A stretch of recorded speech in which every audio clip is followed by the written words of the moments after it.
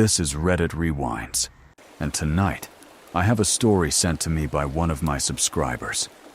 At first, it may sound like simple memories of a house, but the deeper you go, the more you realize something dark was living inside it. Let me share her story with you now. But be warned, after this, you might start listening closely to every creak and every shadow in your own home. I have always been sensitive to spirits. Ever since I was young, I could feel strange presences in certain rooms. I had dreams where I spoke with people who had already passed away, and I always believed there was more beyond this life. In May of 2013, my world shattered. I lost my father to cancer. One of the things we shared together was watching ghost hunter shows. We even joked about how, when he was gone, he would haunt me, but in the silliest way possible, with farts. That was my dad, always trying to make me laugh, even in the darkest moments. That summer, my life took another turn. I started dating the boy next door, and I eventually moved into his house. It was a tri-level place, and we lived down in the basement with his roommate, who, fatefully, would later become my husband. At first, it felt like a fresh start, but it didn't stay that way for long. One evening after work, exhausted, I went downstairs to take a nap. The basement was quiet, dimly lit, and I could hear the creak of the house above me. I hadn't fallen asleep yet when I felt it, the sense of someone entering the room. You know that feeling, even with your eyes closed, when a shadow falls over you. I heard footsteps. Slow, deliberate, heavy. I felt him lean over me, watching my face. Then I heard the soft click as the electric fireplace switched on, filling the room with warmth. I heard the bathroom door open, something being moved, and then the sound of the door closing upstairs. I smiled to myself. I thought my boyfriend was being sweet, turning on the fireplace before leaving me to rest. I drifted off, only to wake up minutes later when he came downstairs for real. I thanked him for the fireplace, but he just stared at me, confused. His voice dropped.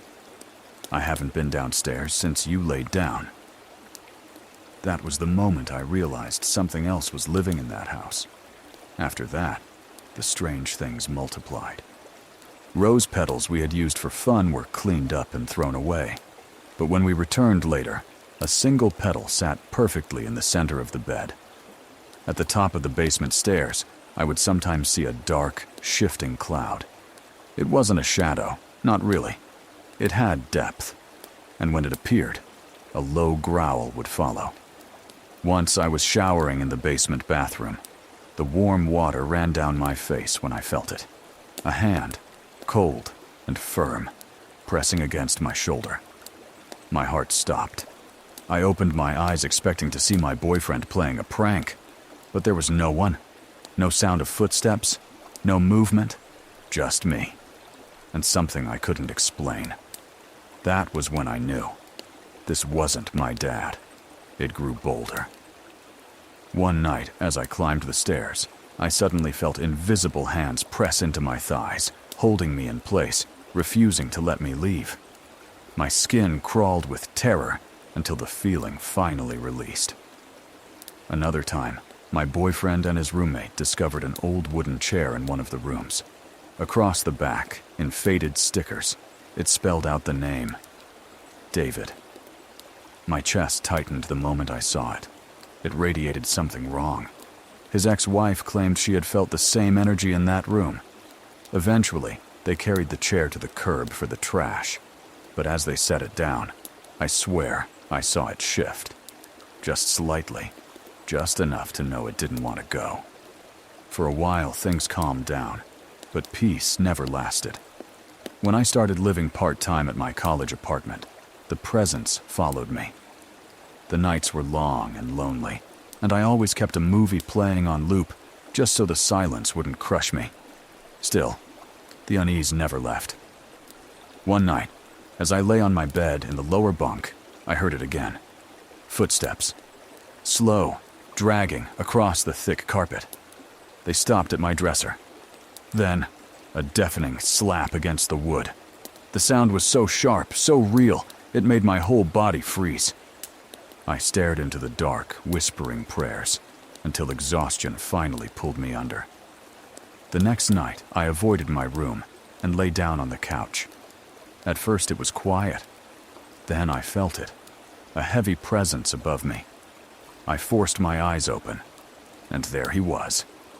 An old man, draped in a long black coat, looming over me.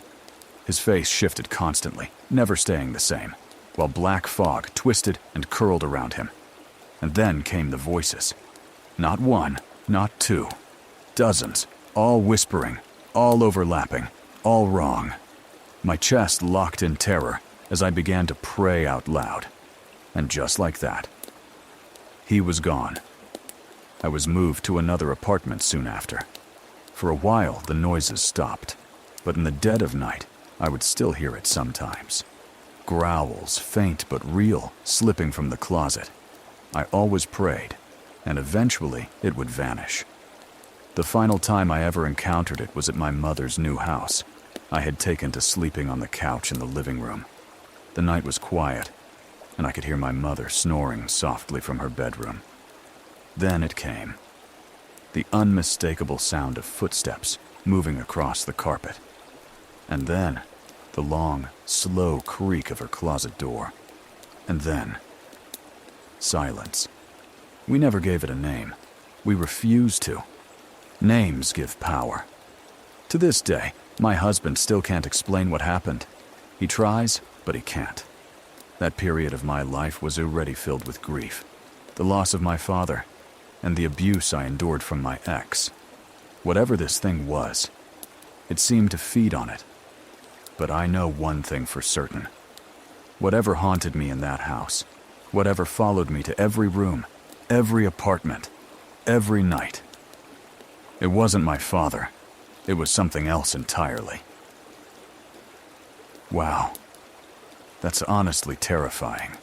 It feels like whatever was in that house was feeding off all the pain and trauma around. The detail about the chair and the footsteps on the carpet gave me chills.